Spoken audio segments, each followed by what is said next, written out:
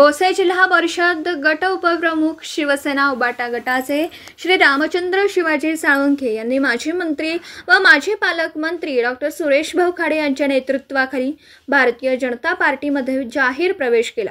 यावेळी विधानसभा निवडणूक प्रमुख काकासो धामणे, सरचिटणीस मोहन वाटवे, प्रदेश सरचिटणीस मयूर नायकवाडे, शशिकांत वाघमोडे, महेश फोंडे तसेच मानमोडी सरपंच स्वागत साळुंखे, तंटामुक्ती अध्यक्ष दत्तात्रय साळुंखे, ग्रामपंचायत सदस्य महादेव घोरपडे, ग्रामपंचायत सदस्य आशुतोष देसाई, विकास पवार, बाळासाहेब सपकाळ, निलेश बसावर इत्यादी मान्यवरांच्या उपस्थितीमध्ये प्रवेश करण्यात आला। पत्रकार राजेंद्र शिंदे, झी न्यूज मराठी।